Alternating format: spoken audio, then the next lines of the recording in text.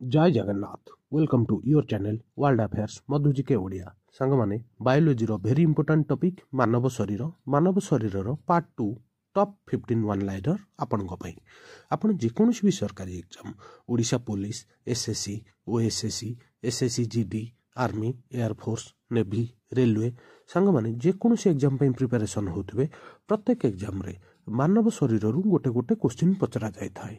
आज आम second part रे 15 वन लाइनर डिस्कशन करिबा जहाँकि आपनको पई वेरी वेरी इंपोर्टेंट। आउ जदि फास्ट पार्ट देखि नाहंती प्ले लिस्ट रु जाई देखि नेबे। आजिर प्रथम प्रश्न शरीरर सबुठारु बड़ गंठीर नाम कौन? Very very important. ठीक उत्तर आंठू।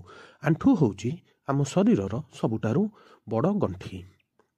केउ ग्रंथि मेलाटोनिन उत्पादन करे एवं निद को नियंत्रण करे? Very very important. ठीक उत्तर पाइनाल। पाइनाल ग्रंथि मेलाटोनिन उत्पादन करे जहाँ आमर निद को नियंत्रण करे। Very very important. रक्त प्रवाहरु विषाक्त पदार्थ बाहर करिया पई शरीरर मुख्य फिल्टर टी कौन? Very very important. ठीक उत्तर यकृत बा लिभर।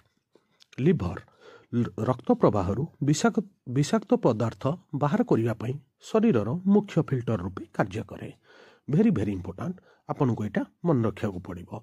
सांग माने एई क्वेश्चन गुडा को बहुत थर एसएससी एग्जाम रे रिपीट हेछि, आगो को भी रिपीट हबो। वीडियो को शेष जाय देखिबे। केउ अस्थि को स्तन कुहा जाय? ठीक उत्तर स्टर्नम। स्टर्नम अस्थि को स्तन बा ब्रेस्ट कुहा जाय। आपन को एटा मन रखिया को पड़िबो। देखिबा पई शरीरर प्राथमिक अंग कौन? सांग माने वेरी इंपोर्टेंट क्वेश्चन और बहुत सहज क्वेश्चन। ठीक उत्तर आई बा आखि।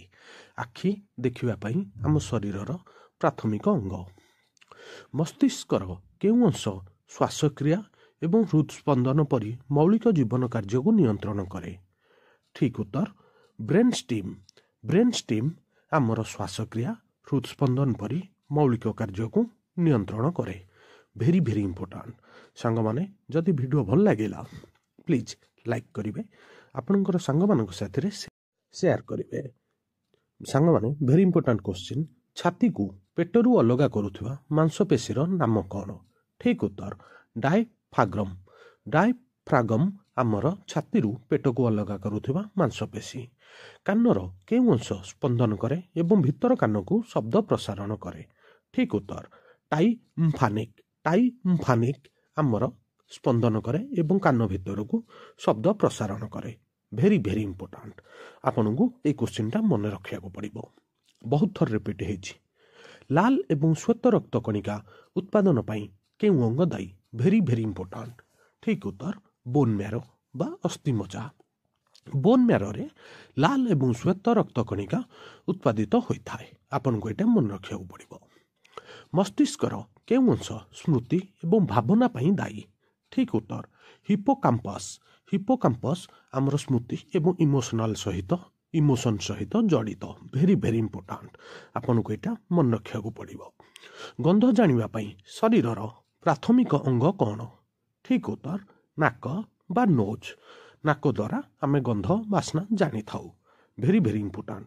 आपन को एटा मन रखिया को पड़िबो। इजी क्वेश्चन किंतु मन रखिया को पड़िबो सांग माने। स्पर्श एवं संवेदनशीलता पई शरीरर प्राथमिक अंग कौन? ठीक उत्तर स्किन बा चर्म। चर्म द्वारा आमे स्पर्श एवं संवेदनशीलता आमे जानी थाउ। आपन को एटा मन रखिया को पड़िबो। अग्नाशयर मुख्य कार्य कौन? अग्नाशय माने सांग माने पानक्रियाज। पानक्रियाज रो मुख्य कार्य कौन? ठीक उत्तर हजम बा डाइजेशन। अग्नाशयर मुख्य कार्य हजम करिबा। आपन को एटा मन रखिया को पड़िबो।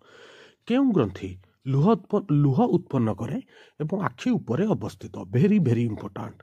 ठीक उत्तर लाक्रिमाल। लाक्रिमाल आमर आखिरे अवस्थित एवं यह आमर लुह उत्पन्न करे।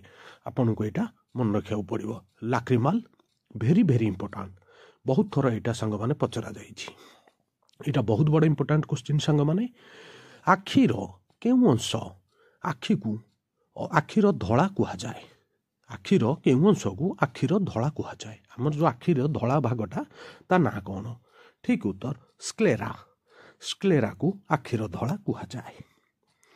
केउं अस्थि साधारणतः साइन बोन भाव जनाशुना भेरी भेरी इंपोर्टाट आज शेष प्रश्न ठीक उत्तर टिबिया टिबिया साइन बोन भाव जनाशुना सांग माने आज एमसीक्यू एठी सरला आ वीडियो केमिति लागिला प्लीज कमेंट करिवे आ लाइक करिवे चैनल को सब्सक्राइब करिवे थैंक यू।